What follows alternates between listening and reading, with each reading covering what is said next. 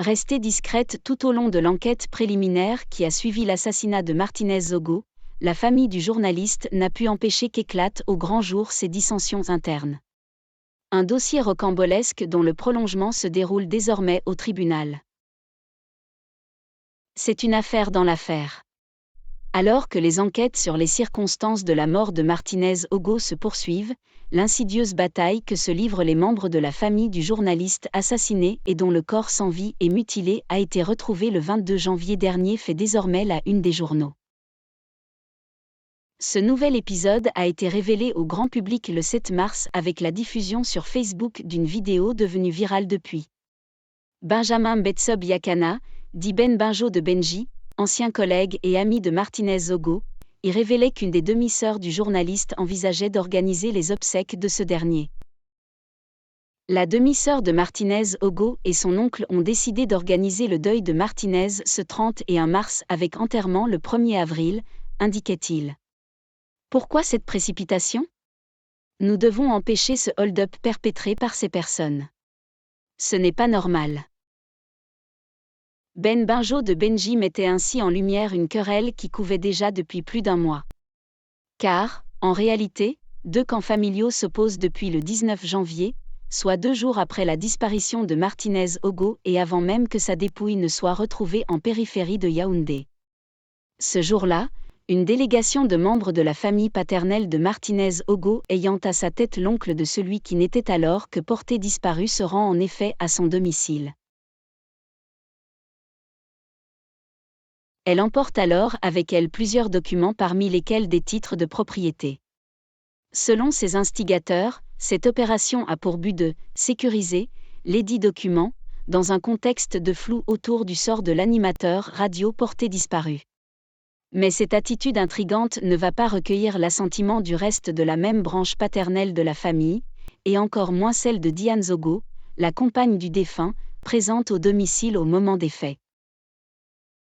Résultat, ce deuxième groupe, choqué, constitue rapidement un collectif d'avocats, aux fins de défendre les intérêts des ayants droit de Martínez Ogo. Une fois installés, les avocats vont alors tenter d'établir le dialogue avec l'autre partie, en vain. Nous avons tendu la main à ce groupe de personnes, car ce sont des membres de la famille, et il était nécessaire qu'elles s'expriment d'une seule voix. Malheureusement, ils ont pris cela pour de la faiblesse, affirme maître Calvin Job, l'un des avocats de la famille. L'affaire s'envenime donc encore. Peu après l'inculpation du lieutenant-colonel Justin Dan, de l'homme d'affaires Amougou Belinga et du patron de la DGRE, Maxime Eko, le 4 mars, des rumeurs selon lesquelles certains des membres de la famille peaufinent l'organisation de ces obsèques commencent à circuler. Ceux-ci auraient sélectionné un site pour abriter la cérémonie et tenu plusieurs réunions. Ils auraient surtout déposé une requête devant le juge d'instruction du tribunal militaire, Florent Aimé Sikati de Camuo, pour obtenir la remise du corps, qui avait été placé sous scellé dans le cadre des enquêtes. Aussitôt, l'autre clan familial, celui réuni autour de la veuve du défunt, contre-attaque. Maître Félicité Zeffman, faisant partie du collectif de Maître Calvin Job, saisit le ministre de la Justice afin qu'il ordonne au procureur de la République en charge de l'enquête de bien vouloir garder sous scellé la dépouille de Martínez Ogo jusqu'au terme de l'enquête préliminaire. Fin du quiproquo ? Bien au contraire.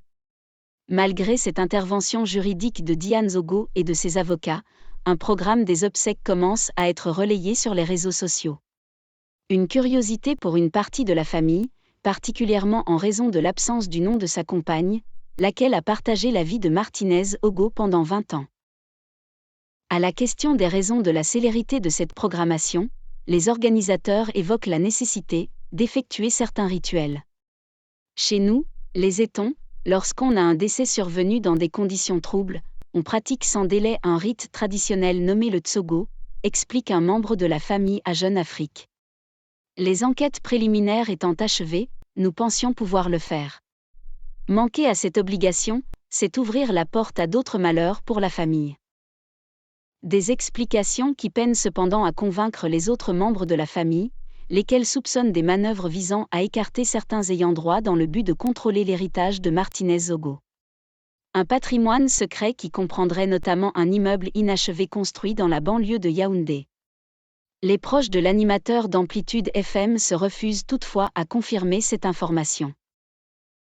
Refusant de se laisser écarter, la veuve du défunt et ses avocats publient le 15 mars un communiqué affirmant que Madame Diane Zogo est la seule ayant qualité pour organiser les obsèques de son défunt époux pour avoir contracté mariage avec lui. Toute tentative de récupération du corps du défunt à la morgue de l'hôpital central de Yaoundé et d'organisation des obsèques n'émanant pas de la veuve constitue une provocation éhontée et une insulte à la mémoire de Martinez Zogo, ajoute le texte. Cette sortie n'empêchera pas la faille qui divise la famille de s'élargir encore. Dernier épisode de ce feuilleton, 2 des enfants du défunt vont se désolidariser de la démarche entreprise par le collectif des avocats des ayants droit, en indiquant par le biais d'un autre avocat, Maître Jean-Pierre Manim, n'avoir mandaté personne pour parler en leur lieu et place. Alors que les appels au calme et à l'union se multiplient au sein de la famille, une deuxième requête de mise à disposition du corps de Martinez Zogo a été déposée au tribunal militaire. Les avocats de Jean-Pierre Amougou Belinga sont quant à eux aussi entrés dans la danse. Le 23 mars, ils ont demandé au juge d'instruction d'empêcher l'inhumation afin de préserver les éventuelles preuves encore disponibles sur la dépouille. Après avoir tenu en haleine Yaoundé durant des semaines, l'affaire Martinez Zogo semble maintenant faire du surplace. Au tribunal, les différentes parties attendent que le colonel Sikati Dekamuo, qui a déjà rencontré en toute discrétion certains avocats, prenne officiellement ses fonctions. L'une de ses premières décisions devrait alors être la mise à disposition ou non du corps du journaliste à la partie de la famille qui en a fait la requête.